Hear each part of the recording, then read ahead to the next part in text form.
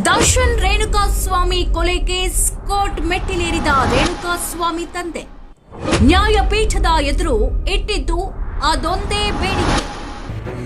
ಚಿತ್ರದುರ್ಗದ ರೇಣುಕಾಸ್ವಾಮಿ ಹತ್ಯೆ ಕೇಸ್ಗೆ ಸಂಬಂಧಿಸಿದಂತೆ ರೇಣುಕಾಸ್ವಾಮಿ ತಂದೆ ಕಾಶಿನಾಥಯ್ಯ ಶಿವನ್ಗೌಡರ್ ಇದೀಗ ಕೋರ್ಟ್ ಮೆಟ್ಟಿಲೇರಿದ್ದಾರೆ. ಬೆಂಗಳೂರಿನ 57ನೇ ಸಿಸಿಎಚ್ ನ್ಯಾಯಾಲಯದ ಮೊರೆ ಹೋಗಿದ್ದಾರೆ. ಅಷ್ಟಕ್ಕೂ ರೇಣುಕಾಸ್ವಾಮಿ ತಂದೆ ಕೋರ್ಟ್ ಮೊರೆ ಹೋಗಿದ್ದು ಯಾಕೆ? ಈ ಕುರಿತ ಕಂಪ್ಲೀಟ್ ಡೀಟೇಲ್ಸ್ ಇಲ್ಲಿದೆ.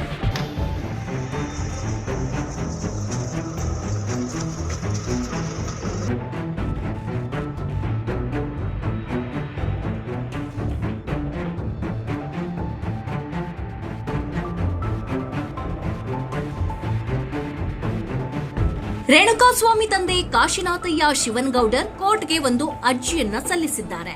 ಹತ್ಯೆ ಸಮಯದಲ್ಲಿ ರೇಣುಕಾಸ್ವಾಮಿ ಧರಿಸಿದ್ದ ಚೈನ್, ಉಂಗುರ ಕಸ್ಟಡಿಗೆ ನೀಡುವುದಕ್ಕೆ ಮನವಿ ಮಾಡಿಕೊಂಡಿದ್ದಾರೆ.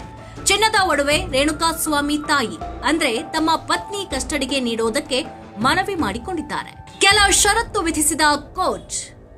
ಬೆಂಗಳೂರಿನ 57ನೇ ಸಿಸಿಎಚ್ ಕೋರ್ಟ್ಗೆ ರೇಣುಕಾಸ್ವಾಮಿ ತಂದೆ ಕಾಶಿನಾಥಯ್ಯ ಮನವಿಯನ್ನ ಸಲ್ಲಿಸಿದ್ರು. ಈ ಮನವಿಯನ್ನ ಪುರಸ್ಕರಿಸಿರುವ ಕೋರ್ಟ್ ಕೆಲ ಷರತ್ತುಗಳನ್ನ ವಿಧಿಸಿದೆ. ಹಾಗಿದ್ರೆ ಕೋರ್ಟ್ ವಿಧಿಸಿದ ಷರತ್ತುಗಳೇನು? ಕೋರ್ಟ್ ಕೆಲ ಷರತ್ತುಗಳನ್ನ ವಿಧಿಸಿ ಈ ಒಂದು ಒಡವೆಗಳನ್ನ ಕೊಡೋದಕ್ಕೆ ಅಸ್ತು ಎಂದಿದೆ. 2 ಲಕ್ಷದ ಬಾಂಡ್ ನೀಡಬೇಕು. ಕೋರ್ಟ್ ಕೇಳಿದಾಗ ಆ ಒಡವೆಗಳನ್ನ ಹಾಜರುಪಡಿಸಬೇಕು. ಒಡವೆಯ ಸ್ವರೂಪ ಬದಲಿಸಬಾರದು. ಅಷ್ಟೇ ಅಲ್ಲದೆ ಯಾವುದೇ ಕಾರಣಕ್ಕೂ ಈ ಒಡವೆ ಮಾರಾಟ ಮಾಡಬಾರದು ಅಂತ ಕೋರ್ಟ್ ಖಡಕ್ ಸೂಚನೆ ನೀಡಿದೆ.